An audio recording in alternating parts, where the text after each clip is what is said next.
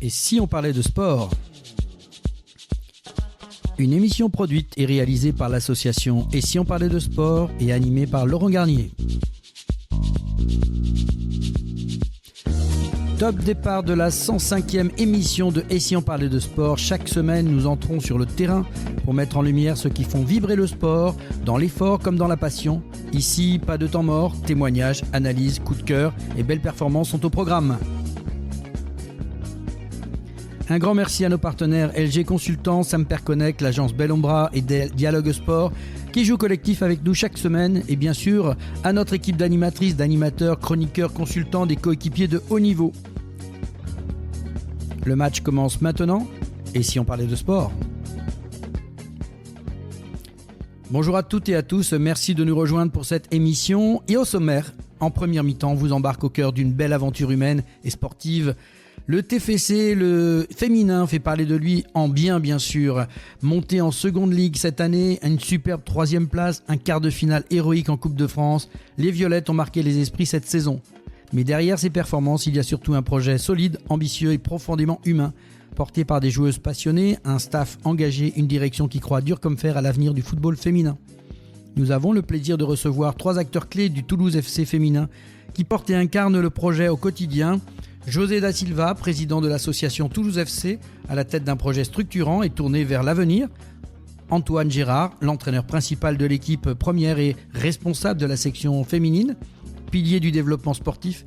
Et Gaëlle Grillon, la gardienne de but, figure du vestiaire et témoin de l'évolution du club ces dernières années. 3 parcours, une même ambition, faire grandir le TFC avec une exigence, cohérence et passion. Entre ambition, formation, esprit d'équipe et vision à long terme, le TFC féminin a tout d'un grand.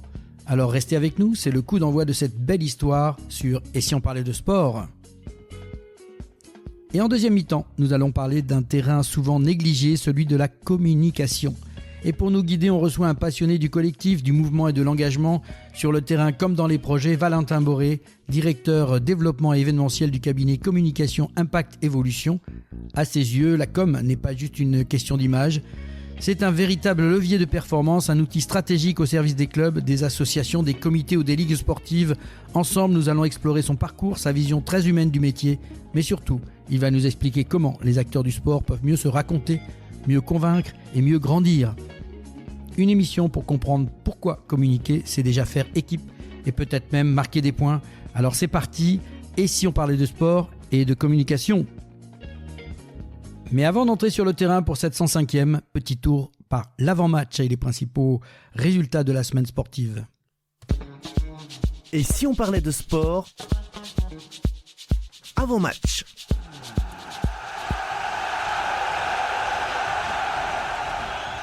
Et voilà, dans cet avant-match, les principaux résultats de la semaine avec de l'athlétisme pour commencer, avec la Ligue de Diamant qui se déroulait à Rome. Le Français Azzedine Habs est allé s'imposer sur le 1500 mètres. Il réalise la meilleure performance mondiale de la saison estivale et son record personnel de la saison est de 3 minutes 29 secondes et 72 centièmes. Il y avait les 10 km de Paris avec Raphaël Montoya, membre de l'équipe de France de course sur route, et Manon Trapp, quadruple championne de France de cross, ont tous les deux remporté les 10 km de Paris dimanche. Ultra Trail, on change de secteur, c'était en Corse, le GR20, l'aventurier ultra-trailer Sébastien Reichon a explosé son propre record sur ce GR20, 180 km, 13 000 mètres de dénivelé positif en autonomie totale, c'est-à-dire aucune assistance, aucun ravitaillement, en traversant la Corse en 41 heures et 53 minutes. Championnat d'Europe de boxe lourd à Hambourg en Allemagne. À l'issue des plus mauvais championnats d'Europe de l'histoire, le Français Mourad Aliev s'est incliné au point face au tenant du titre, le Kosovar Labino Djokzaj. En escalade, Coupe du Monde de Prague, l'équipe de France a brillé samedi en bloc. Meji Salk s'est imposé devant le Japonais Enraku Sorato et son compatriote Samuel Richard. Chez les femmes, la Française Oriane Berton s'est imposée en bloc dimanche devant sa compatriote Agathe Callier. Gymnastique rythmique, championnat d'Europe à Tallinn en Estonie. La fin des qualifications individuelles au championnat d'Europe de Tallinn a permis à la France de récupérer un quota pour les mondiaux de Rio en août. Les Françaises Lily Rameau-Natso, 17e, et la récente championne de France Maëna Millon, 20e, se sont qualifiées pour la finale du concours général qui réunira les 24 meilleurs à l'issue des qualifications dans les 2 derniers jours. Natation eau libre, championnat de France à Martigues, Caroline Jouisse et Marc-Antoine Olivier, sacrés champions de France d'eau libre sur 10 km et qualifiés pour les mondiaux. Tir à l'arc, Coupe du Monde à Antalya en Turquie. L'équipe de France a remporté 3 médailles. Le trio Chiro, Hadis, Valadon en bronze par équipe en arc classique jeudi. Nicolas Girard en arc poulie samedi et Baptiste Hadis, médaillé en bronze en individuel dimanche. Il signe lui son premier podium en individuel. En golf, à Montauban Ladies Open, la japonaise Reina Fujikawa, -7, s'impose à Montauban après 6 trous de play-off face à la danoise Amalie Len Nielsen, -7. Charlotte Lyoté, qui est en -5, termine la meilleure française à la 4e place. Tennis de table, championnat de France Pro A, l'Alliance Nîmes-Montpellier a facilement remporté 3-0 sa demi-finale retour du championnat de France de Pro A face à Pontoise. Le club des frères Lebrun défiera Henbon en finale le 29 juin. On passe au badminton avec l'Open d'Indonésie, le Super 1000 et une grande première pour le badminton français. Le double Tom Jikel et Delphine Delru, grâce à leur succès 21-16 et 21-18 contre les Thaïlandais, la paire mixte française est entrée dans l'histoire du badminton français dimanche en décrochant un premier titre dans un tournoi Super 1000. Canoë-kayak, championnat d'Europe en eau vive à Masséna. Une belle moisson de médailles pour les équipes de France de canoë-kayak qui remportent 7 titres de champion d'Europe et un total de 21 médailles, dont 7 d'or, 7 médailles d'argent et 7 de bronze. En Coupe du Monde à la Seule d'Urgell en Espagne, la Française Angèle Hugues a décroché la première place en kayak cross. Une deuxième médaille d'or pour la délégation française après la victoire de Tituan Katstrik vendredi en kayak lui slalom devant son compatriote Anatole Delassus, alors que chez les filles, Camille Pringent avait pris l'argent. Le champion olympique Nicolas Gestin a réussi, lui, à décrocher le bronze, mais en canoë slalom. En VTT, Coupe du Monde à Leogang en Autriche, la championne du monde de VTT Cross Country, Puck Pistersen, s'est imposée dans la manche de la Coupe du Monde dimanche. La Française Loana Lecomte a terminé 6e. Et chez les hommes, première victoire du Tchèque Odrej Sink en Coupe du Monde, les favoris du général loin derrière. Notre Français Victor Koretsky a abandonné. Cyclisme féminin, Tour de Catalogne, Demi Vollering a remporté le Tour de Catalogne et sa coéquipière Loes Adegiste à la dernière étape dimanche, un sans faute pour l'équipe FDJ Suez cette semaine. En cyclisme, mais chez les hommes cette fois-ci, le Bruxelles Cycling Classic, c'est le Belge Tim Merlier qui s'est imposé au sprint devant le Français Alexis Renard et le Belge Arnaud Delis dimanche. Il y avait la Flèche de Est aussi, le jeune Français Paul Magny de 21 ans a remporté cette épreuve. Samedi, il a devancé d'une courte roue le Danois Tobias Lund Andresen et le Belge Simon Daher. En équitation, il y avait la Coupe des Nations à La Baule. L'équipe de France n'a terminé que 8e de cette Coupe des Nations, remportée vendredi par l'Irlande. L'Allemand Daniel Deusser a remporté, lui, le Grand Prix dimanche de La Baule devant le Colombien René Lopez Lizarazo et l'Américain McLean Ward. Le premier Français, Kevin Saw, termine 10e. Basket femme, match de préparation avant l'Euro. Au lendemain de sa large victoire contre la Belgique 91-42, l'équipe de France a perdu son dernier match de préparation à l'Euro face aux Belges 60-63 à Brest. En basket homme, Betclic Elite, match Playoff 3. Pour la deuxième année d'affilée, le Paris Basketball va disputer la finale de Betclic Elite. Le club de la capitale a remporté dimanche le troisième match des demi-finales face à Bourg-en-Bresse, 103-93. Pour s'imposer donc 3-0 dans la série. Au bout d'un match de plus serré, Monaco a étouffé l'Asvel dimanche 74-64. La Roca Team mène 2-1 dans cette série et peut valider sa qualification pour la finale mardi prochain à 21h. Handball femmes, la Ligue Butagaz Énergie, 26e et dernière journée. Déjà sacrée championne de France, les Messines ont célébré dimanche contre Nice 37-26. La dernière rencontre de 2 très grandes joueuses, Alison Pinault et Cléopâtre Darleux. Besançon 5e devrait, sauf mauvaise surprise, récupérer une invitation en Ligue européenne, la Coupe de la C2, où elles rejoindront Chambray et Dijon. Metz et Brest retourneront, comme d'habitude, en Ligue des Champions. Handball homme, Liqui Moly Star League, 30e journée, vainqueur de Nîmes samedi 31-27. Saint-Raphaël finit 5e du championnat et devrait bénéficier d'une invitation en Ligue européenne. Toulouse s'est imposé à Créteil 37-26, tout comme Montpellier sur le parquet d'Aix-en-Provence, victoire 31-27. Volleyball femmes, Ligue des Nations. La Ligue des Nations a débuté cette semaine et l'équipe de France faisait l'étape à Pékin. Avec un groupe jeune et peu expérimenté, elles ont bouclé leur parcours avec une victoire contre la Belgique et 3 défaites face à la Turquie, la Chine et la Thaïlande. Football, Ligue des Nations à Munich, finale. Au terme d'une finale animée, le Portugal a remporté cette Ligue des Nations face à l'Espagne. Dimanche, elle s'est imposée lors de la séance de tir au but après un score nul de 2. Elles ont terminé à 5-3 au tir au but. Et dans la petite finale, les Bleus se sont imposés face à l'Allemagne 2-0 et terminent sur le podium. Rugby à 13, il y avait le Championships avec en déplacement sur la pelouse des Bulldogs de Batley samedi 31 mai pour le compte de la 12e journée. Le Toulouse Olympique a confirmé sa belle dynamique en s'imposant sur le score de 30-14 et conforte sa place de leader. Rugby à 15, top 14, 25e journée. La grosse sensation vient de la qualification de Clermont, 7e avant cette ultime journée grâce à son succès face à Montpellier 10-23, mais aussi à la défaite de La Rochelle face à Pau, 32-18. Victorieux à domicile face à Castres, 21-10. Le Stade français a obtenu lui aussi son maintien en top 14 samedi. Et si Perpignan a battu Toulouse 42-35, il devra néanmoins se contenter d'un match de barrage face à Grenoble. Le RC Vannes, lui, n'a pas créé d'exploit face à l'Union Bordeaux-Bègles. Défaite 59-28 et redescend en Pro D2 un an après l'avoir quitté. En Pro D2, phase finale, Montauban jouera en top 14 la saison prochaine après avoir gagné à Colomiers et à Brive. Les Montalbanais, seulement 6e la saison régulière, a fait encore plus fort samedi à Toulouse en faisant plier 29-24-19 Grenoble, la meilleure formation de ces derniers mois. En voile, le Sail Grand Prix de New York, sorti leader des manches de qualification. Les Français ont pris la 3e place de ce Grand Prix, remporté dimanche sur l'Hudson River par les Espagnols devant les Néo-Zélandais. Les Espagnols prennent la tête du championnat de cette 6e épreuve. Les Bleus pointent, eux, au 6e rang. MotoGP, Grand Prix d'Aragon, Marc Marquez sur Ducati a remporté dimanche le Grand Prix devant son frère Alex. Le pilote espagnol a signé sa 4e victoire de la saison et conforté sa place de leader au championnat du monde. Johan Zarco et Fabio Quartararo, nos 2 Français, ont chuté et abandonné. Comme l'an dernier, l'intouchable Marquez s'est offert sur ce tracé taillé pour lui le hat-trick, pole, sprint et Grand Prix. Mieux, aucune séance d'essai non plus ne lui a échappé, même pas le warm-up ce dimanche matin. La totale, ça n'avait plus été fait depuis 2015. Auto Rallye, malgré une frayeur dans la dernière spéciale, Sébastien Ogier sur Toyota a remporté le rallye de Sardaigne devant l'Estonien Otanak sur Hyundai et sa 64e victoire en WRC, la 5e sur l'île italienne. Le Français prend la 2e place du championnat du monde au général derrière le Britannique Elfyn Evans sur Toyota, 4e lui en Italie. Et pour conclure ces résultats, un focus spécial Roland Garros avec David Sedbon.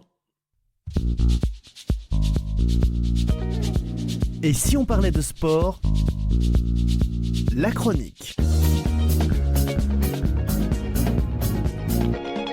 Voilà, donc dans le prolongement des résultats, retour sur cette édition 2025 de Roland Garros, pleine de rebondissements, de suspense, d'exploits. Pour analyser tout ça, un passionné, un expert, un amoureux du tennis, David Sedbon, qui est professeur au club de tennis de Dawson et avec qui nous allons décrypter cette édition inoubliable. Bonjour David. Bonjour Laurent.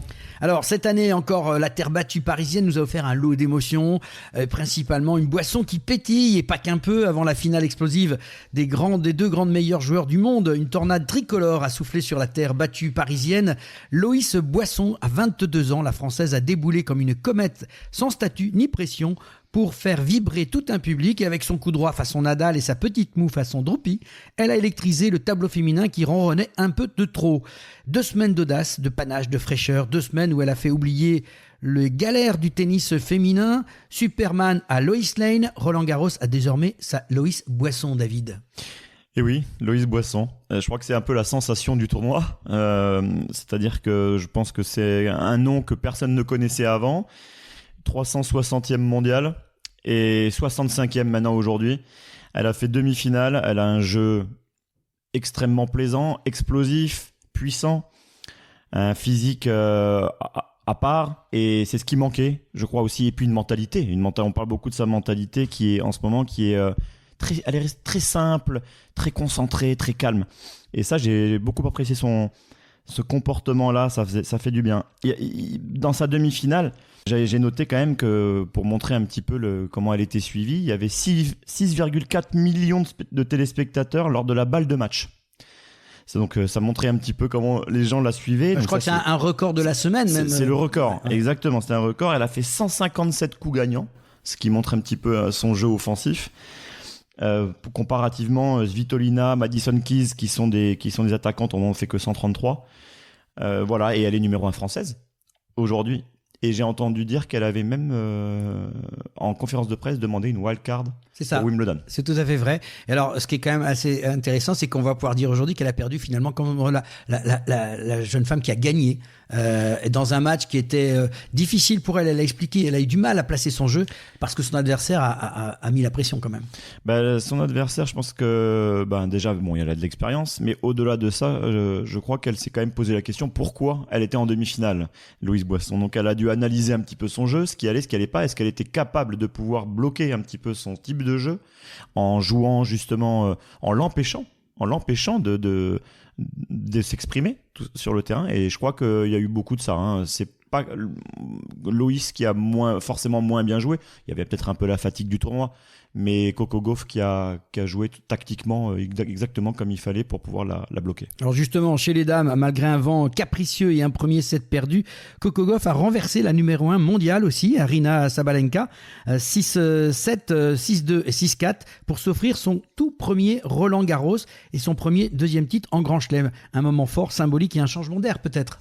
Ah oui. Alors Coco Gauff, on l'oublie, mais elle est numéro 2 mondiale. Elle a 21 ans. Elle est très jeune, elle est pétillante, elle a d'énormes qualités physiques aussi. C'est une conquérante, une battante. Elle a un prof de tennis, son coach, qui est un Français, qui s'appelle Jean-Christophe Forel, qui est un ancien joueur aussi. Et là, écoutez, Sabalenka l'a eu un petit peu mauvaise cette finale, mais parce qu'elle a fait beaucoup de fautes. Elle a un petit peu annoncé qu'elle n'avait pas fait un grand match. Mais je crois qu'on oublie souvent qu'en fait, quand on fait pas forcément un bon match, c'est que l'autre en face aussi nous en a empêché. Donc Gauff, oui, il va falloir compter sur elle les prochaines années. Ça, c'est certain. Oui, je pense que Sabalenka, les conditions étaient les mêmes pour tout le monde. Après, elle a perdu. Je pense on parlait de ça l'autre jour, David, c'est le mental. Quand on a regardé cette finale, on s'est aperçu que ça s'est joué dans la tête souvent, parce qu'on rate des choses et tout, mais en même temps. Est-ce qu'il lui a pas manqué quelque chose dans sa manière de, quand on voyait Coco Gauff qui était calme, qui gardait son calme. Bien sûr, en fait, ce match a été un petit peu en dents de scie aussi, hein. C'est-à-dire que c'était une belle finale, mais sans plus. Il y a eu quand même beaucoup d'erreurs, beaucoup de hauts et de bas, beaucoup de temps forts, mais après de temps faibles. Et finalement, la plus constante et la plus concentrée, je pense celle qui en voulait le plus aussi, a gagné. Sabalenka s'est énervée, elle voyait qu'elle faisait un peu plus de fautes directes, mais elle n'a pas forcément non plus cherché à trouver des solutions, ou alors elle n'a pas pu, ou Coco Gauff l'en a empêché, mais c'est la meilleure qui a gagné, point. Écoute, on va prendre un petit peu le temps aussi de rappeler un peu où en sont nos Français dans les autres résultats. Et entre autres, on a relevé quand même que notre Stéphane Houdet, en e-sport, qui est là depuis longtemps, qui a déjà gagné 7 fois le titre à Roland Garros, en double messieurs, cette fois-ci, ça n'a pas marché. Ça n'a pas marché. Bon, faut pas oublier que Stéphane Houdet, il est là depuis très très longtemps. Et c'est bien de commencer d'ailleurs par l'handisport, parce que forcément, c'est un peu moins, on en parle un peu moins. C'est un peu moins télévisé, et les gens connaissent pas forcément. Donc c'est un peu dommage parce que ce sont des athlètes exceptionnels. Et Stéphane Houdet est un champion français que l'on a depuis des années maintenant et qui fait encore finale cette année à Roland Garros. Donc c'est génial de l'avoir. Il y a chez les Françaises, on a eu Xenia Chasteau qui a fait quart de finale. Quand même, faut pas l'oublier aussi, c'est un très très bon résultat. Donc on a des champions même dans l'e-sport. Et donc, dans les autres résultats, si on déroule un petit peu le fil, parce qu'à Roland Garros, on le rappelle, il n'y a pas que des seniors, il y a aussi des juniors, Bien sûr, il y a du double. Voilà. Alors, chez les juniors, cette année, on n'a pas forcément brillé. On sait qu'on a quand même on a toujours eu de beaux noms, de grands noms chez les juniors. Bon, cette année, c'est peut-être une année un peu de transition, mais voilà, on n'a pas dépassé le 3e tour. Il y a eu 2 garçons Faux et Kaouk chez les garçons. Mpetshi Pericard, la sœur de Giovanni Mpetshi Pericard qui a 16 ans. Qui pointe son nez alors. Et qui pointe son nez quand même, qui est là, qui a fait 3e tour. Et Efremova aussi qui a fait 3e tour. Voilà, bon, pas des résultats si satisfaisants que ça, mais bon, il faut leur laisser le temps aussi, ils sont jeunes. Dans le double, on a Édouard Roger Vasselin qui était un ancien joueur aussi de simple, mais qui a toujours fait une carrière plus spécifique double, hein, un peu comme à la Nicolas Mahut dont on avait parlé, et qui a fait demi-finale en double messieurs et double mixte. D'accord. Voilà, dans les 2 catégories. Il était associé avec des Français aussi, non, par contre, il n'était pas associé avec des Français. Il a des partenaires un peu attitrés, enfin pas attitrés, mais avec qui il fait souvent le tour, le circuit, et avec qui ça marche bien. Mais c'est pas des Français. Et chez les hommes, on va dire une finale monumentale, la plus longue de l'histoire du tournoi, avec je crois 5 heures et 29 minutes de jeu. Carlos Alcaraz et Jannik Sinner qui ont livré un combat d'anthologie. Et c'est finalement l'Espagnol qui s'impose pour glaner son 5e titre en Grand Chelem.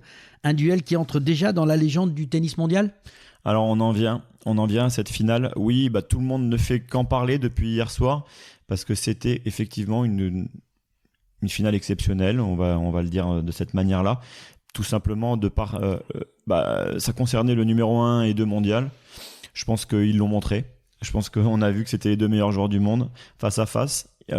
Après, pour faire une grande finale, il faut que les 2 soient au top niveau à ce moment-là. C'est ce qui a été le cas. Une intensité folle pendant 5h30, c'est ça qui est extraordinaire, parce qu'on peut avoir on peut mettre de l'intensité sur 1 set, 2 sets, avoir des coups faits, des moments un peu plus dans le dur, ou du haut, des bas. J'ai pas vu beaucoup de bas et de hauts chez les uns et chez les autres, ou alors ils duraient vraiment pas longtemps. Ça a duré 5h30, des rebondissements à tout va. Sinner qui a 3 balles de match dans le 4e set. Il faut rappeler quand même que Sinner menait 2-0. 2-7-0. Dans une finale d'un Grand Chelem, et il était jusqu'à la balle de match pour le 3e set. Personne ne le voyait gagnant.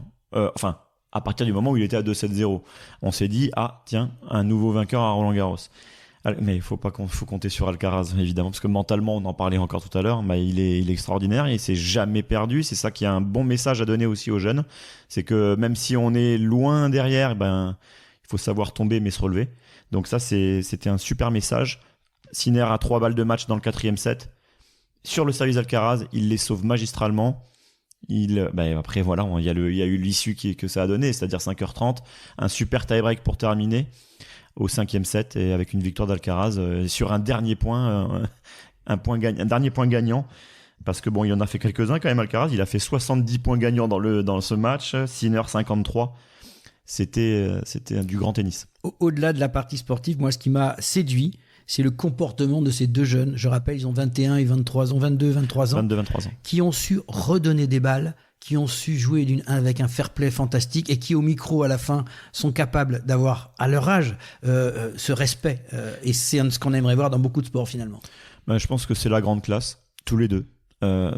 Alcaraz, c'est le genre, peu importe le score, on l'a vu même arriver à donner des points à Sinner, c'est-à-dire de reprendre la marque d'un juge de ligne en disant non, elle est bonne. C'est des images qu'on voit peu finalement, donc oui, c'est important de le noter. Sinner, là, qui a son calme olympien, qui est pareil, irréprochable sur le terrain, qui ne s'énerve quasiment jamais, et puis après ils se disent des mots l'un pour l'autre, on sent un respect. Alcaraz a eu d'ailleurs un magnifique discours à son égard, c'était en disant qu'ils étaient en train d'écrire un petit peu l'histoire tous les deux, qu'ils le respectaient beaucoup. Il a eu un long passage pour lui. C'est beau de voir ça, parce que finalement les 2 méritaient peut-être autant, mais il y a le côté sportif, mais il y a le côté humain surtout. Moi je crois qu'au-delà de cette superbe épreuve sportive, ils ont envoyé un message très fort, et ce message-là, moi j'ai eu vraiment plaisir à le regarder. C'est ça le sport, c'est de savoir reconnaître son adversaire, c'est d'avoir cette simplicité de jeu, d'être exceptionnellement bon comme ils l'ont fait. Quelles leçons ils ont donné, et j'espère que ça va aller dans la tête de beaucoup de nos enfants qui regardent ça. C'est ça le sport, c'est la direction qu'il faut être capable de faire, rendre une balle quand il y a un doute, mais quand nous on l'a vu et je trouve ça extraordinaire d'avoir fait ça. Beaucoup de sports devraient s'inspirer de cette attitude de ces 2 joueurs. Moi je les félicite, bravo. Et je suis tout à fait d'accord, exactement. Le sport n'est pas que les résultats. Exactement. David, c'est la fin de cette page spéciale Roland Garros. Un immense merci à toi pour tes analyses, ta passion pour cette petite balle jaune. On aura plaisir de se retrouver, j'espère, dans d'autres grands événements de tennis.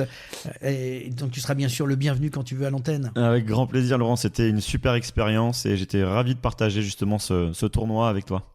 Merci de m'avoir invité. Et avec plaisir, entre les exploits de Coco Gauff, le duel historique de Alcaraz-Sinner et la révélation de Loïs Boisson, cette édition 2025 entre définitivement dans la légende. Merci et restez bien avec nous. Dans un instant, on change de terrain pour accueillir nos invités du jour dans la première mi-temps. José Da Silva, Antoine Gérard et Gaël Grillon. On parlera de football féminin. Un programme riche en échanges et en passion. A tout de suite sur Et si on parlait de sport ? Et si on parlait de sport ? Première mi-temps.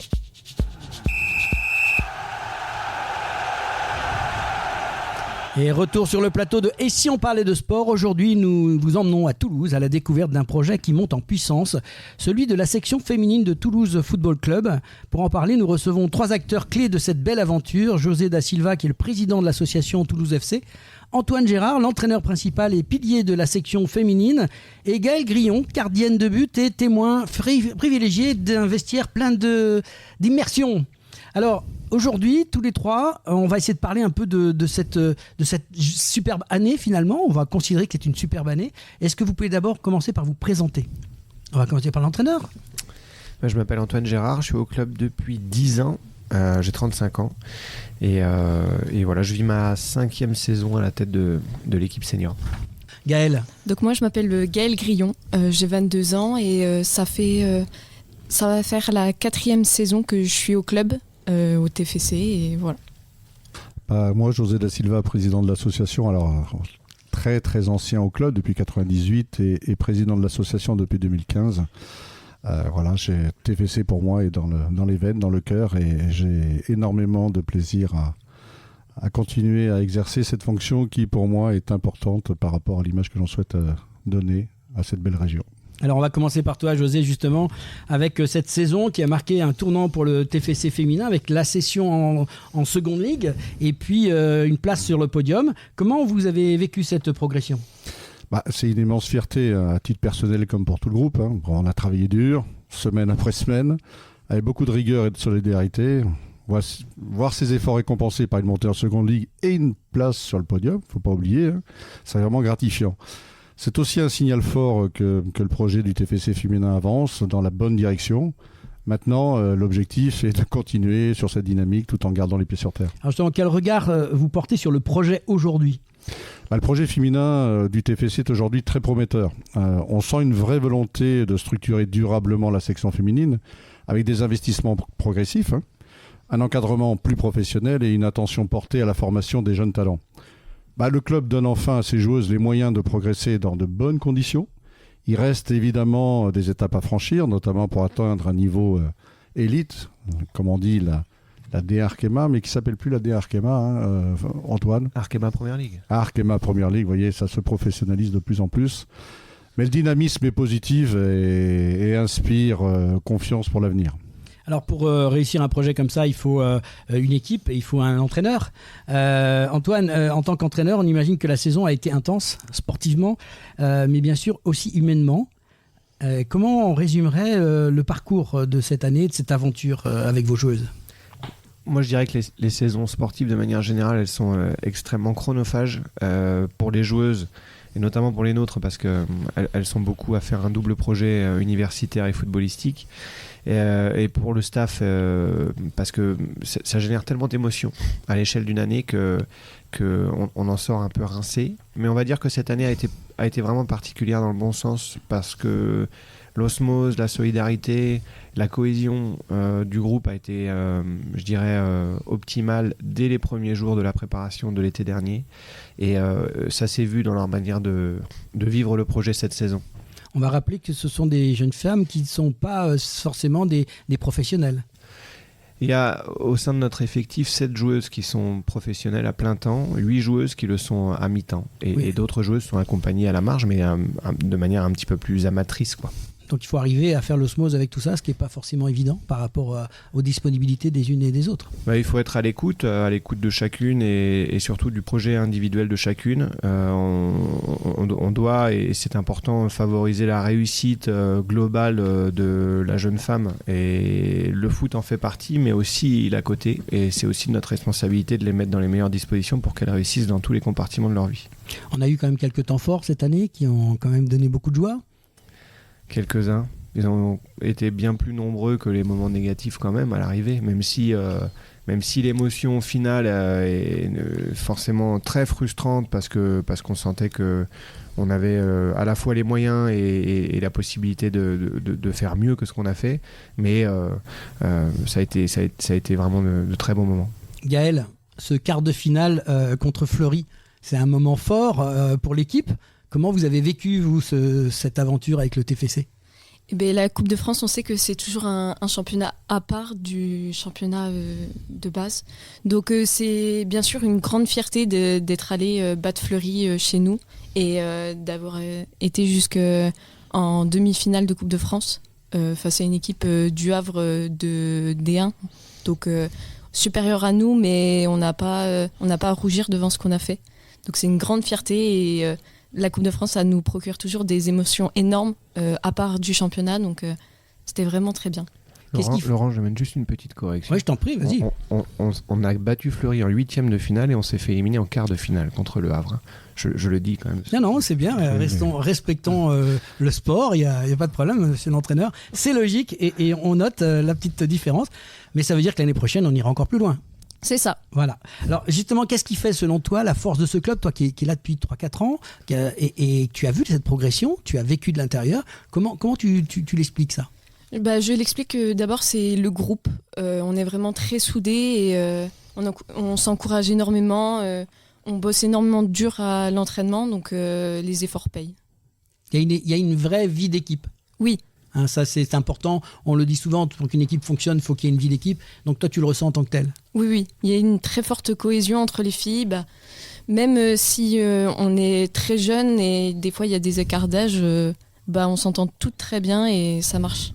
José, tu évoques souvent les valeurs du club. Est-ce que tu peux nous parler de ce qui fonde cet ADN du TFC ? Alors c'est vrai que ce qui est bien, Gaël a évoqué le groupe, la solidarité. Je pense que le mot solidarité c'est assez un peu exceptionnel dans le milieu du sport, où c'est quand même le football un sport collectif qui est très individuel. Il est vrai qu'avec Antoine depuis la R1, ainsi de suite, on vit avec un groupe qui est en majorité issu de notre formation. Donc ça, il ne faut pas l'oublier.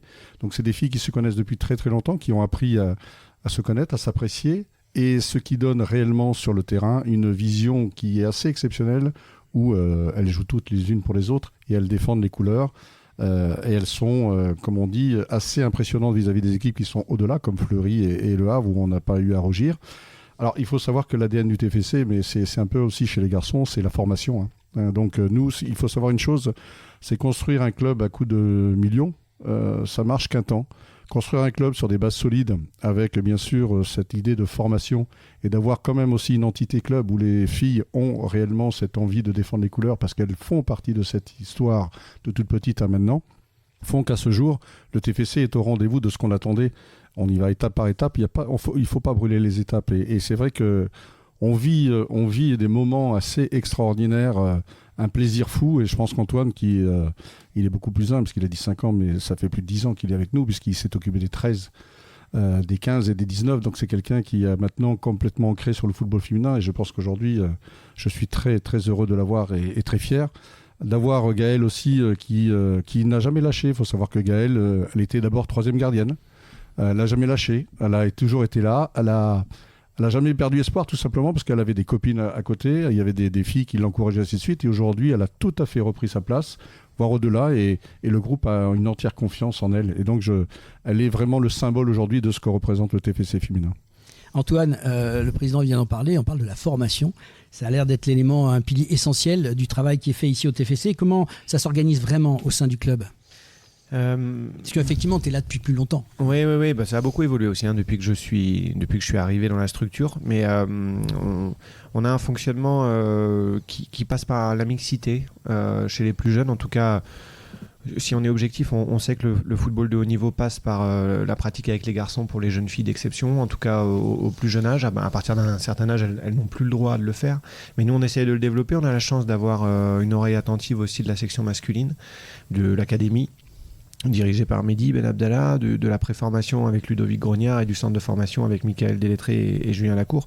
Et ces personnes-là, en fait, nous ont permis quand même de tracer un parcours assez idéal pour la jeune Toulousaine, la jeune Haut-Garonnaise vers le haut niveau. Et on espère que ça perdurera dans le temps. Donc elles pratiquent en mixité, elles ont un collège partenaire qui est conventionné, elles s'entraînent quotidiennement à partir de 14 ans et elles jouent en U19 qui est l'antichambre et bien évidemment de l'équipe Fagnon jusqu'à leur baccalauréat. Et voilà, l'idée c'est de bien les accompagner du début à la fin dans le double projet, parce qu'aujourd'hui la précarité du foot féminin ne nous permet pas de se concentrer exclusivement sur le football. Quels sont les liens qui sont tissés entre les jeunes et les seniors, justement ? Comment ça marche ? Alors il a existé dans le temps plein de manières d'essayer de les interconnecter au travers de parrainage, enfin de marrainage en l'occurrence, ou au travers de l'implication de certaines jeunes filles avec les équipes de jeunes. Actuellement, on a 2 jeunes filles de l'équipe Fagnon qui s'engagent avec nos équipes de jeunes en tant qu'encadrantes. On pourrait essayer d'agrandir ce chiffre-là année après année, mais en tout cas, c'est déjà quelque chose qui se fait dans d'autres structures et je pense que ça, c'est à encourager. Donc ça permet effectivement d'avoir un modèle de référence qui nous entraîne la semaine et qui le week-end joue sur les terrains professionnels. Voilà, ça fait partie de la transmission et de l'ADN et des valeurs de la structure. Gaël, un petit mot avec toi. Tu es au club depuis plus de 3 saisons, ce qu'on disait tout à l'heure. Qu'est-ce qui t'a donné envie de rester finalement et de t'investir autant dans ce club ? Ce qui m'a donné envie de rester, c'est principalement le groupe. Pas seulement les filles, mais aussi toutes les personnes qui nous encadrent et qui nous entourent durant les années. Donc ça, vraiment, c'est un gros atout du club. Après, aussi, dans ce club, je progresse autant sportivement que humainement. J'apprends tous les jours. Des filles, des coachs, etc. Et aussi le projet du club qui me plaît particulièrement, donc je m'y sens bien et je veux rester. C'est une vraie passion en fait pour toi le football, et t'es tombée dedans à quel âge ? Je suis tombée assez tard, on va dire, par rapport aux autres filles. C'était autour des 10-11 ans, donc les garçons jouaient dans la cour et j'ai voulu tester et depuis j'ai plus lâché le ballon. Et ton parfoulé, ton permis de jouer avec eux, il n'y a pas eu de soucis, tu as réussi à t'imposer ? Oui, je viens d'un petit village, pardon. Donc tout le monde se connaissait et vraiment ils m'ont intégré et après j'ai rejoint le club du village et voilà. Et le poste que tu as choisi, c'est un poste que tu as depuis le départ ou tu avais d'autres prétentions ? J'ai commencé gardienne dans les cours de récré, mais après j'ai aussi alterné avec défenseur central, donc j'ai un peu bougé durant les années, mais c'était ces 2 postes principalement et c'est vraiment en U15 que je me suis concentrée sur le poste de gardien.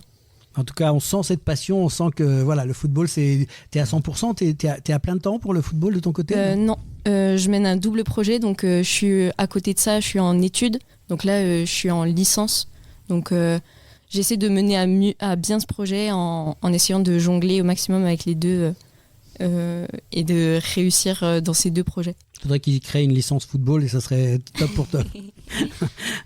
on va passer à José. Après cette belle saison, quelles sont les prochaines étapes du club ? On imagine, je sais ce que tu vas me dire, on va passer au-dessus, mais comment ça va marcher ? Comment tu prévois ça ? Alors, on va digérer un peu cette saison parce qu'on avait tellement été si proche de cette montée. Pour un promu, c'était assez exceptionnel. Alors, ce qui est honnêtement, au fur et à mesure des matchs, on s'est rendu compte qu'on avait totalement le niveau. Pas forcément sur le papier, mais dans le jeu. Ce qui veut dire que nous avons rencontré des équipes qui étaient au-dessus de nous au niveau, je dirais, pas qualité footballistique, mais au niveau de nom. On a eu des clubs aujourd'hui qui avaient sur la feuille de match des joueuses qui avaient eu des expériences beaucoup plus importantes que les nôtres. Donc on s'est rendu compte qu'au fur et à mesure, au niveau du jeu, on a petit à petit marqué les esprits au fur et à mesure jusqu'à ce plaisir d'être encore en finale sur la fin des matchs. Voilà, ce petit manque d'expérience nous a manqué. Alors pour la saison prochaine, bien sûr, le groupe va rester tel qu'il est. On a une confiance totale. On va renforcer de 2 ou 3 joueuses un petit peu expérimentées comme on l'a fait la saison dernière avec 4 joueuses qui sont venues apporter leur pierre à l'édifice et vraiment se fondre dans le groupe. Sans oublier, ce qui est très incertain, c'est qu'au-delà des qualités sportives, on veut aussi des qualités humaines et d'éthique, parce que ça c'est important. Il faut que les joueuses qui vont être recrutées puissent s'intégrer totalement dans le groupe et ne pas être à côté du groupe. Après, vous savez, sur le terrain, on le ressent de toute manière. Et par rapport à ça, bien sûr, on va s'améliorer au fur et à mesure au niveau du staff. On va améliorer le staff, on va encore améliorer pas mal de choses. On travaille aussi, mais ça c'est pour la saison prochaine, aux 2 ans, d'un centre de formation. Voilà, on essaie vraiment de mettre... quelque part, je dirais, un socle encore plus solide que ce qu'il existe. On va surfer sur ce qui est bien fait aujourd'hui. C'est notre belle étoile. Et surtout, on a plutôt, au niveau des instances, un petit peu une cote d'amour qui est assez importante, parce que ce groupe-là et cette joie de vivre et cette complicité se ressent même en dehors des matchs. Et les équipes et les clubs qui nous reçoivent ont vraiment ce ressenti et le disent régulièrement. Vous êtes une équipe joueuse, mais aussi une équipe de potes, que ce soit le staff, les dirigeants et les joueuses. Donc la continuité, bien sûr, elle va croître. L'ambition, elle est importante. Alors il faut savoir qu'on ne va plus se cacher la saison prochaine, puisque maintenant on nous attend. On se dit voilà, c'est la montée, parce que ils nous ont dit si c'est pas vous cette année, ça sera vous la saison prochaine. Donc je peux vous dire que ça va être encore plus costaud, mais elles seront prêtes et Antoine saura préparer tranquillement ses joueuses à ce défi qui, l'espérons, sera, avec une belle fin, une belle fin de championnat avec cette montée qui, une des Arkema, imaginez quand même Toulouse en D1, on dit pas des Arkema là. Arkema Première Ligue. Imaginons le PSG, Lyon, et ainsi de suite ici. Pour nous, Toulousains, c'est assez impressionnant, quoi. Alors, je fais une petite parenthèse que j'ai récemment interviewé l'entraîneur de l'équipe de basket qui monte. Et ils étaient dans votre situation l'an dernier. On s'était vu juste avant. Et je lui ai dit, on se donne rendez-vous, mais l'année prochaine, en D1. Je suis revenu cette année. Et donc, je leur ai dit, voilà, on a gagné. Donc, je vous souhaite la même chose, que effectivement cette émission puisse vous porter. Un dernier mot à chacun sur ce retour, si on faisait un retour sur cette saison. En quelques mots, qu'est-ce que ça vous exprime les uns les autres pour conclure un petit peu notre entretien? Moi, elle va forcément générer de la frustration encore pendant quelques temps, parce qu'il faut digérer le fait de malheureusement de ne pas avoir été au bout de ce qu'on pensait pouvoir réussir.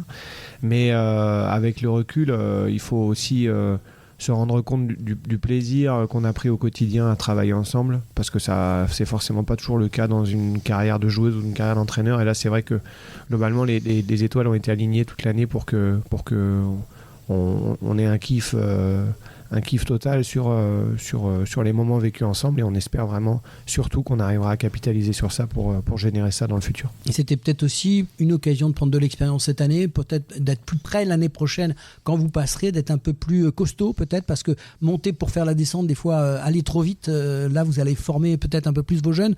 On le voit souvent dans le football, quand on monte un peu trop vite, des fois arriver au-dessus on se grille. C'est possible, c'est ce que nous ont dit les gens qui voulaient nous consoler depuis quelques semaines. Je dis ça d'un point de vue professionnel, ce qui est l'expérience et le vécu de ce qu'on a vu quand on passe d'étapes un peu trop vite. Parfois c'est un mal pour un bien. Ça vous permet cette année de vous dire c'est à nous maintenant qui devons aller là-bas. Si dans un an on a réussi à monter en Arkema Première Ligue, effectivement on pourra se dire ça. Et on se donne rendez-vous dans un an, ça marche. Gaël, un dernier mot. Pour revenir sur la saison, je trouve que on a fait une super saison. C'était riche en rebondissements, on va dire. Bien sûr, il y a la déception de ces derniers matchs, mais je me dis que si on n'est pas monté cette année, ça sera pour l'année prochaine. Voilà, excellent. Et Monsieur le Président, un dernier mot, José. Moi, je vais dire des mots forts. Déjà, c'est une grande fierté, une progression et une cohésion qui a été à toute épreuve. Cette saison, elle a montré la force du collectif. On l'a dit et on le répète. C'est l'engagement de tout un groupe. Gaël en est le témoin. Et surtout qu'on est capable d'aller encore plus loin. Merci en tout cas Laurent, parce que je n'oublie pas que si tu l'as évoqué lors de la saison dernière pour les basketteuses, on va se souvenir de ce que tu nous dis. Donc on va voir si tu es, je dirais, notre porte-bonheur. Et c'est une belle étape, mais c'est que le début. Alors merci à vous trois pour ce bel échange. On vous souhaite bien sûr le meilleur pour la saison prochaine. On continuera à vous suivre de près l'évolution de ce beau projet. Les Violettes ont de l'ambition. Elles le prouvent chaque week-end. À très bientôt Et si on parlait de sport. Merci. C'est la mi-temps, retour au vestiaire et on se retrouve dans quelques instants avec notre invité Valentin Boré. Et si on parlait de sport, mi-temps.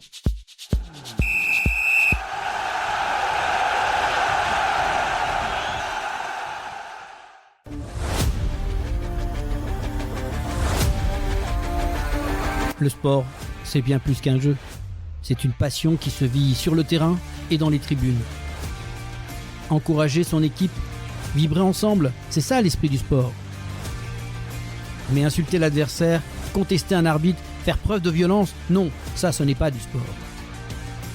Que ce soit sur le terrain ou en tribune, le respect est la règle d'or. Le vrai champion, c'est celui qui respecte ses coéquipiers, ses adversaires, les arbitres et son sport. Respectez mon sport, parce qu'avec du respect, le sport est plus fort.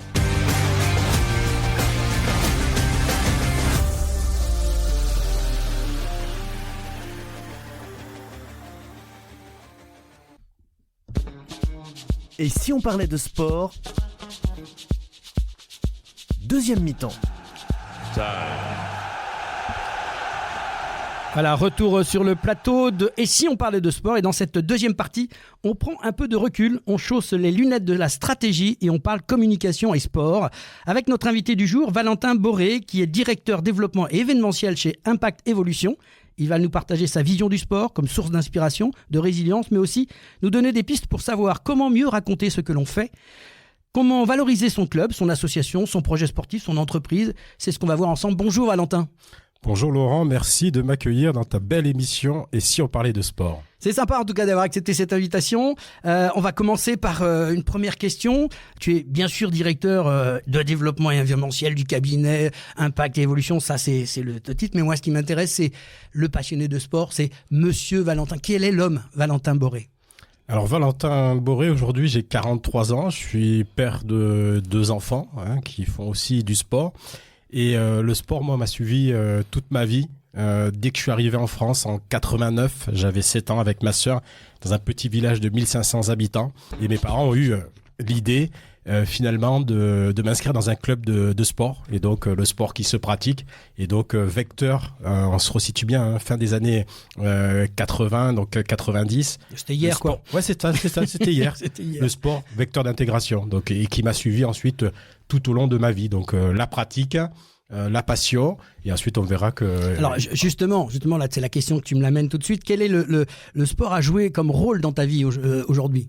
Alors aujourd'hui c'est plus un rôle, on va dire, sport santé, donc un équilibre vie privée, vie professionnelle, qui me permet d'être plus performant, en tout cas dans ma vie professionnelle. Et puis hier, le sport, je disais, ça a été d'abord un vecteur d'intégration, un vecteur aussi où j'ai pu rencontrer beaucoup de monde, où je suis passé un petit peu à toutes les fonctions, d'athlète, dans le foot, dans l'athlétisme, à éducateur pour les jeunes, et ensuite où j'ai occupé également des fonctions de président de club, puisqu'à 28 ans, du côté de Toulouse, je me retrouve un des plus jeunes présidents d'un club omnisport avec 2000 adhérents, une trentaine de salariés, 150 bénévoles permanents et une quinzaine d'internationaux. Et là, le sport t'apprend beaucoup de choses, et surtout le sport, essayer aussi de faire la différence, et qui lie aujourd'hui avec mon activité en termes de communication. Toujours présent dans ton actualité, et comment tu vas l'imaginer dans les années à venir? Mais je crois qu'en fait, il va me rattraper. Je me suis toujours dit ça en 2014, lorsque je quitte cet univers-là, du sport qui se regarde, donc sport spectacle, avec des clubs professionnels, mais aussi des clubs amateurs. Je me dis qu'à un moment donné, il va me rattraper. Donc le sport demain, je pense que ça va être des belles opportunités. Et aujourd'hui, si on vient toquer à ma porte pour organiser un bel événement avec un retentissement important sur les hommes et les femmes d'un territoire, un retentissement important sur l'économie locale ou nationale, où il y a du jus de cerveau à avoir, ce sport-là, j'y replonge tout de suite. Prochains Jeux Olympiques, on a déjà donc l'organisateur, quoi. Ah, peut-être, mais peut-être pas les JO, mais il faut être ambitieux, mais où il y a un impact très très fort. Voilà, sur la société en général, sur l'économie, où il y a une réflexion à apporter, où on va pouvoir mixer les différents publics, que ce soit les spectateurs, les pratiquants, et également les marques qui soutiennent le sport, qu'ils soient amateurs ou professionnels. Donc là, la liaison, elle est faite. On sent, au-delà du sportif, quand même, l'entrepreneur avec une équipe Impact Évolution. Laurent. Ben oui, voilà. Faut donc, évoluer. Il faut avoir de l'impact. Justement, pourquoi pas Impact Communication et pourquoi Impact Évolution? On peut se poser la question. C'est une très bonne question. En fait, il faut se retrouver une vingtaine d'années en arrière, en 2004, quand Agnès, notre fondatrice, crée Impact Évolution. Elle a voulu tout de suite positionner notre entreprise comme un acteur qui permette d'avoir un impact visuel sur les marques, sur les entreprises. Une fois qu'on a l'impact visuel, l'impact sémantique, il faut qu'il y ait un impact sur le chiffre d'affaires, sur l'évolution. Donc l'évolution, le développement de l'entreprise. D'où le nom Impact Évolution. Et c'est une très très bonne question, puisqu'aujourd'hui le terme est finalement utilisé à toutes les sauces. L'impact sur l'environnement, l'impact sur le territoire, l'impact sur tout. Impact Évolution, c'était il y a 20 ans, cette définition-là. Voilà. Donc certes, on fait attention à ce qu'on a autour de nous, l'environnement, mais ce n'est pas que cette notion RSE. Et l'impact dans un pays de l'Ovalie, c'est aussi un terme très important dans le sport. Partenariat sportif, partenariat économique, est-ce que c'est la même chose pour toi ? Je crois qu'il faut pas opposer ces deux éléments. Je vais prendre des exemples très concrets. Mon ancienne vie, c'est le sport, notamment en tant que président de club, où j'ai pu, avec une équipe hyper dynamique, monter des partenariats innovants. Et finalement, les partenariats économiques aujourd'hui, l'innovation, c'est quoi ? L'innovation, c'est d'abord de penser à la contrepartie, de savoir, en fait, je prends un exemple très concret. Vous avez un parrain qui est une enseigne de bricolage qui va vous donner, va vous mettre à disposition un budget. Au lieu de simplement apposer un logo, on va lui poser la question, toi Laurent, dans ton magasin de bricolage, qu'est-ce que tu rencontres comme difficulté, comme défi ? Et 15 ans en arrière, on s'est retrouvé à monter une opération où il y a eu de la Zumba pour motiver les équipes, parce qu'il me dit c'est compliqué de motiver 300 équipes. Il s'appelait d'ailleurs Laurent Lévy de Laurent Merlin, pour ne pas le citer. Et donc du coup, on a fait une Zumba. Une année après, on a mis en place une opération sur le parking pour booster l'attractivité du magasin, faire venir les clients. Donc là, on est vraiment sur les contreparties. Et aujourd'hui, le partenariat économique, quand on prend l'Impact Business Day, l'événement signature de notre cabinet, qui a accueilli 300 personnes en mars dernier, on a aussi innové dans la contrepartie. C'est d'abord de penser à la contrepartie. Finalement, je n'oppose pas. Si on fait le même schéma, en fait, on a un impact, là, par contre, important sur son territoire en termes de retombées pour la marque. Et donc, du coup, moi, je n'oppose pas. C'est pareil. Important ce que tu dis par rapport à ceux qui nous écoutent et qui sont dans des problématiques sportives aujourd'hui. Et c'était un peu cette liaison que je voulais faire avec toi et cette espèce de conseil que tu nous donnes. Et d'ailleurs, quand on vient chez toi, on vient au cabinet et on ne vient pas dans une agence. Pourquoi la différence ? C'est une très bonne question. Je crois que tu as préparé cette interview. En fait, ce qui nous différencie, c'est pas nous qui le disons. En fait, ce sont nos clients, nos interlocuteurs. Ils disent, mais vous allez plus loin, vous allez au-delà. Et finalement, cette différence, elle se fait notamment par rapport au socle. C'est la stratégie. En fait, si vous n'avez pas de stratégie, quand vous êtes le Paris Saint-Germain, quand vous êtes le Stade Toulousain Rugby, vous avez une stratégie qui est forte, une stratégie sur le terrain, une stratégie en dehors du terrain. Et en fait, sans ce socle-là, on n'arrive pas à mettre en place le match et à faire la différence. Et en fait, ce qui nous différencie aujourd'hui, c'est pas simplement de pouvoir créer des logos, de pouvoir créer des sites internet. On le fait très bien, bien entendu. Par contre, notre force, c'est d'arriver en amont, d'étudier les choses, d'étudier le futur client, son comportement, et de lui proposer une stratégie de prise de parole de la marque qui corresponde à ce qu'il a besoin pour progresser dans son parcours d'achat. Et là, vraiment, on va avoir un impact important en termes d'image et un impact économique pour les entreprises que l'on accompagne. Alors, tu dis souvent, quand tu cours, tu travailles. J'ai relevé ça, cette information-là. Est-ce que tu peux développer cette idée ? Parce que ça m'a intrigué quand même. C'est vrai que, en fait, j'ai toujours couru. Couru après quoi ? Couru après des valeurs dans les projets. Mais c'est vrai qu'aujourd'hui, le fait, entre midi et 2, pendant mes sessions de travail avec mes équipes, mes girafons comme j'aime les appeler, mais également avec nos clients, on a besoin d'être performant. Et c'est vrai que quand je pars courir 20 minutes, une demi-heure entre midi et 2, in fine, là, tout le temps s'arrête. Le temps s'arrête et finalement, tout redescend. Et là, les projets sur lesquels on patinait, on n'arrivait pas à avancer, trouvent solution. Et en fait, j'ai des idées, des concepts qui sortent naturellement. Donc, c'est pour ça que quand je cours, je travaille. La seule problématique, c'est quand je reviens, il faut vraiment que je prenne le portable tout de suite et que j'enregistre les idées, les solutions pour pouvoir ensuite les déployer. Et finalement, c'est les meilleures idées. Donc finalement, la pause, elle est salvatrice. C'est comme un sportif qui, à un moment donné, à la fin de la saison, les 15 jours qu'il a de coupure, il faut qu'il arrête le sport, qu'il fasse autre chose. Et là, nous, c'est l'inverse. Entrepreneurs, faisons du sport pour pouvoir continuer à travailler et toujours être innovant dans ce que l'on apporte aux entreprises que l'on accompagne. On revient toujours dans le domaine du sport. Alors, on entend souvent parler de valoriser une marque sportive, mais concrètement, comment fait-on pour renforcer l'image ou la valeur perçue d'un club, d'une ligue, d'un projet sportif ou même d'une entreprise ? Mais dans le domaine sportif, c'est un conseil qui, à mon avis, est important parce que les personnes qui sont venues à l'antenne, beaucoup m'ont posé la question, on dit mais comment faire pour qu'on parle plus de nous ? C'est un peu une question que j'avais envie de te poser. C'est là aussi très bonne question. En fait, quelle que soit la taille de l'acteur, que ce soit une association sur le marché, sur le terrain du sport amateur, que ce soit un club sportif professionnel, une fédération locale ou nationale, l'enjeu, c'est de se faire remarquer. Et là aussi, je reviendrai sur le socle de stratégie. C'est à un moment donné, si vous ne savez pas où vous allez, vous prenez le mur. Donc, monter une stratégie. La stratégie, elle doit être orientée vers le participant de votre événementiel sportif, vers vos adhérents.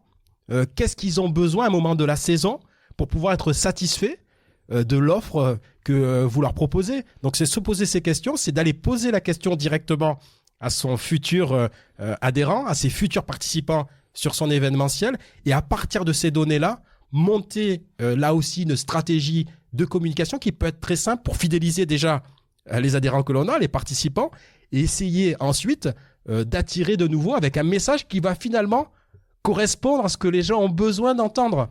In fine, la différence, elle se fait là pour pouvoir valoriser une marque. Et ensuite, au fur et à mesure, on va embarquer les différents partenaires internes, partenaires externes, et le valoriser auprès des médias comme les tiens. Ce que tu offres est hyper important. Mais souvent, en fait, on récupère le podcast, on n'en fait rien.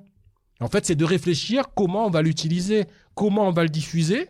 Et si on a les informations, parce qu'on a été posé la question à ses futurs adhérents, à ses futurs participants sur les événements, du coup, le message, il va coller. On va le diffuser au bon moment. On va le diffuser sur les bons supports. Et là, ça va faire bingo. Et là, on valorise la marque. Et la marque, elle prend de la valeur. Et quels que soient les terrains, amateurs et professionnels. C'est vrai qu'on est à Toulouse, certes, mais l'actualité, c'est le Paris Saint-Germain. La valorisation du Paris Saint-Germain aujourd'hui, c'est parce qu'à un moment donné, il y a un projet, il y a une stratégie en dehors du terrain qui a permis... Il a fallu pendant 14 ans, il a fallu... Oui, mais le côté sportif, mais par contre, toute la marque, là, si on parle de la marque, elle a pris une valeur mais fondamentale. L'exemple du Stade Toulousain, mais aussi des petits clubs de territoire avec des bénévoles. Mais ayez une stratégie, posez-vous les bonnes questions à vos participants actuels, à vos adhérents, et montez vos prises de parole par rapport à ces éléments-là et mesurer ces éléments pour pouvoir les améliorer. Je vais juste te couper pour ramener un petit peu le débat par rapport à ce qu'on rencontre et dans les discussions qu'on a avec un certain nombre de présidents de comités qui sont là, qui ont toujours eu l'habitude de faire comme ça depuis des années. Et ce que tu es en train de me dire là, c'est qu'il y a un changement, une révolution depuis quelques années, finalement, de stratégie, on va dire, on va l'appeler comme ça. Or, on est encore aujourd'hui dans le petit track, les petites choses. Et c'est souvent les discussions que je peux avoir avec eux en disant mais qu'est-ce que vous faites pour vous faire savoir ce que vous faites ? Il faut sortir un peu de ça. Aujourd'hui, tu as dit le mot, le podcast, c'est quelque chose qui marche bien, mais c'est pas encore rentré dans les mœurs, c'est pas encore rentré dans les... Il faut oser, podcast, vidéo. En fait, le support, en fait, il faut être au bon moment et utiliser les meilleurs contenus sur les meilleurs vecteurs et quels que soient les moyens. Finalement, c'est cette stratégie-là qui va permettre de s'appuyer sur des bénévoles, sur des étudiants dans vos clubs, dans vos ligues, qui vont pouvoir ensuite produire ces contenus et les diffuser sur les réseaux sociaux, peut-être sur newsletter, mais réfléchir à des opportunités aussi avec des partenaires pour co-brander les marques et du coup se servir d'une exposition importante pour se faire remarquer et réfléchir toujours à qu'est-ce qu'on va offrir aux différents publics, pour le média, pour le partenaire privé, pour les adhérents. In fine, en fait, revenir à de la simplicité. En fait, c'est complexe. Il y a des acteurs comme nous qui sommes en mesure de les accompagner, mais déjà, investissez sur la stratégie.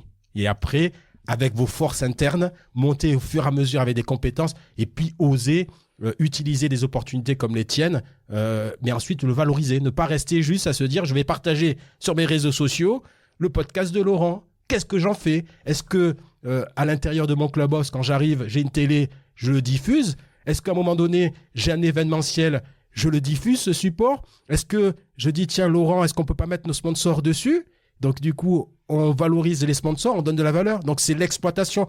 Se poser des questions et les moyens arriveront au fur et à mesure. Avoir un plan d'action. Donc en fait, on va passer du coach sportif finalement que tu disais tout à l'heure, quelque part au coach de communication.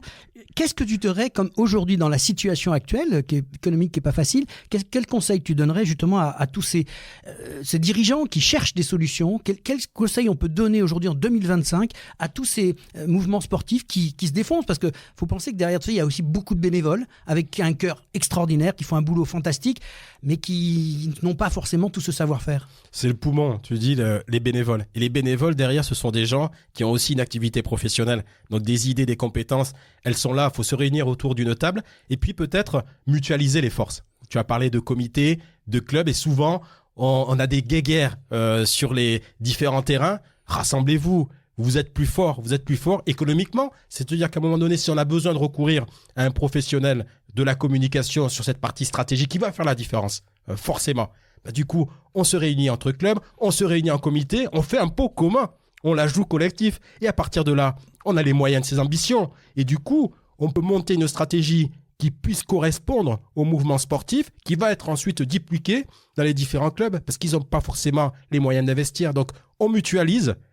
On recense au travers de nos adhérents, au travers de nos membres bénévoles, des compétences qui forcément existent dans la communication et le marketing. On lit tout ça, on se retrouve autour d'une table, on réfléchit, on met un pot commun. Et après, à partir de là, on se fait accompagner par un professionnel, par un cabinet de communication pour avoir cette stratégie qui puisse faire avancer. Je crois que c'est un début de solution. C'est pas miracle, mais il faut commencer par le début, la stratégie, le plan d'action, avant d'arriver sur le terrain pour pouvoir faire la différence ensuite par rapport à d'autres clubs ou par rapport à d'autres ligues qui vont pas avoir cette idée et oser d'y aller. Il faut se mutualiser. Il n'y a pas le choix. C'est la même chose sur le terrain économique aujourd'hui, sur l'événementiel économique. Il y a un encombrement des événements.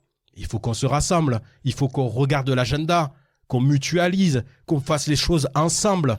C'est pas de la duplication. Et après, il faut réfléchir pour pouvoir se partager le gâteau. Parce que c'est ça le collectif. On travaille ensemble, il faut répartir correctement. C'est pas toi que je vais la prendre sur les droits TV, etc., etc. Voilà, écoutez, ça, je pense que c'était intéressant pour nos auditeurs et tous ceux qui cherchent des solutions. Une dernière question. Pourquoi la girafe? Myrtille. En fait, on s'est posé la question avec Agnès, avec nos girafons, nos collaborateurs. Qu'est-ce qui représentait le plus notre cabinet de communication?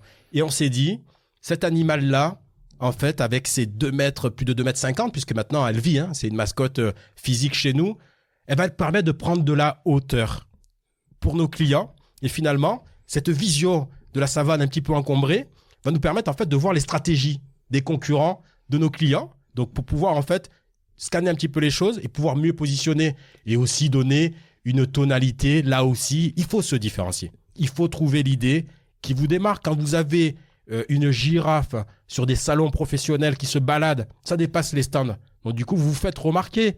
Et après, vous avez une stratégie, vous prenez une longueur d'avance. Donc Myrtille aujourd'hui a un rôle très important. Ça fait forcément sourire. Hier soir, j'étais encore à une soirée économique. On dit, tiens, c'est le gars du cabinet de communication avec la girafe. Et ça permet de commencer une conversation. Et le plus dur, c'est ça, c'est cette connexion-là avec les futurs participants, avec les futurs clients. Donc Myrtille a un rôle très très important au niveau de notre actualité. Donc si j'ai bien compris, il faut tous vous doter de girafes dans vos clubs. Voilà, on va retenir ça de cette interview. En tout cas, merci à toi Valentin pour cet échange très concret. Tu nous as rappelé que la communication n'est pas une affaire d'outils, mais une affaire d'humain, d'intention et de collectif. À travers ton regard, on comprend mieux comment le sport, bien au-delà de la performance, peut devenir un véritable levier de sens, de rayonnement et d'impact pour les clubs, les structures, mais aussi pour les entreprises qui les accompagnent. Merci pour ta disponibilité, ton énergie et cette conviction que la victoire se prépare aussi en dehors du terrain. À très bientôt sur d'autres terrains de sport, de com ou d'engagement. Merci, à bientôt Laurent. Et nous, retour au vestiaire et c'est la fin du match. Tout de suite, l'agenda de la semaine avec les grands rendez-vous sportifs à ne pas manquer. Et si on parlait de sport? Fin du match. C'est la fin du match et de cette 105e émission avec les grands rendez-vous sportifs de la semaine dans l'agenda sportif. Du dimanche 8 au dimanche 15, cyclisme avec le critérium du Dauphiné libéré. Du lundi 9 au dimanche 15 juin, Tennis avec plusieurs tournois, le tournoi WTA 500 du Queens, le tournoi ATP et WTA 250 de Herzogenbusch, tournoi ATP Challenger de Lyon et le tournoi ATP 250 de Stuttgart. Mercredi 11, volleyball Ligue des Nations, première journée Argentine-France en volleyball. Jeudi 12, en athlétisme Diamonds League à Oslo en Norvège. Vendredi 13, rugby avec du top 14, les barrages Bayonne contre Clermont. Il y aura le barrage aussi pour le top 14 Pro D2 entre le fameux Grenoble et Perpignan. Le vendredi 13 au dimanche 15 juin, basket 3-3 Masters de Vienne en Autriche, canoë-kayak Coupe du Monde à Pau en France, volleyball Ligue des Nations, deuxième journée avec la France, France-Italie, du vendredi 13 au vendredi 20 juin, judo, championnat du monde à Budapest en Hongrie, samedi 14, volleyball Ligue des Nations, troisième journée avec Canada-France, en rugby top 14, le deuxième barrage avec Toulon-Castres. Samedi 14 au 15 juin, Auto, WEC, les fameux 24 heures du Mans. Et il y aura aussi de la Formule 1 avec le Grand Prix du Canada. Samedi 14 au 19 juin, escrime avec les championnats d'Europe qui se dérouleront à Gênes en Italie. Dimanche 15 juin, équitation, 176e édition du Prix de Diane, Longines à Chantilly. En golf, l'US Open à Peanutsburg Resort en Caroline du Nord, États-Unis. Volleyball, la Ligue des Nations avec la 4e journée, l'Allemagne contre la France. Dimanche 15 juin au vendredi 20 juin, natation, championnat de France à Montpellier. Dimanche 15 juin au dimanche 22 juin, cyclisme avec le Tour de Suisse. Et pour terminer ces informations, dimanche 15 juin au dimanche 13 juillet, c'est le début de cette Coupe du Monde des clubs de la FIFA, 12 villes aux États-Unis. Et l'info dernière avec ce communiqué, le Balma Sporting Club accueille le Variété Club de France pour un match de gala au profit de l'UNICEF le samedi 14 2025 à 17h. Le complexe sportif Nicolas Compagna à Balma vibrera au rythme d'un événement exceptionnel avec ce Variété Club qui foulera la pelouse pour un match de gala inédit, mêlant sport, convivialité et solidarité. Des légendes du football réunies pour la bonne cause, entre autres, on espère donc Alain Giresse, Fabien Barthès, Christian Carambeu, Robert Pires, Sidney Govou. Voilà, tous ces joueurs qui ont fait aussi la grandeur de nos équipes de France. Donc, vous pouvez vous rapprocher effectivement des organisateurs. La place pour ceux qui veulent participer à cet événement, c'est de 5 € par personne. Ça vous permet aussi de participer à cette œuvre et de donner à l'UNICEF. Voilà pour cette information. Nous y serons avec Et si on parlait de sport et on vous racontera un peu comment ça s'est passé et puis aussi avoir les impressions des différents joueurs qui seront sur place. Coup de sifflet final pour cette 105e émission de Et si on parlait de sport. Un immense merci à nos invités du jour, José da Silva, Antoine Girard, Gaël Grillon, Valentin Boré et David Sedbon. Vous avez mis le feu au micro avec vos voix, vos parcours et surtout votre passion. Et à vous, chères auditrices et chers auditeurs, un grand merci. Vous êtes chaque semaine plus nombreux à nous suivre, à liker, à partager, à vous abonner. Et franchement, ça nous donne des ailes. Continuez, on ne lâche rien grâce à vous. Un grand salut sportif aussi à nos partenaires fidèles, LG Consultants, Semper Connect, l'agence Bel Ambra et Dialogue Sport. Grâce à vous, l'aventure continue à plein régime. Sans oublier bien sûr l'incroyable équipe de l'assaut Et si on parle de sport, une vraie Dream Team qui bosse avec le cœur pour que chaque émission soit une réussite. On remet ça très vite avec du sport, de la bonne humeur et des invités qui font vibrer. Même micro, même passion. Rendez-vous la semaine prochaine pour une nouvelle dose d'énergie signée Et si on parlait de sport ?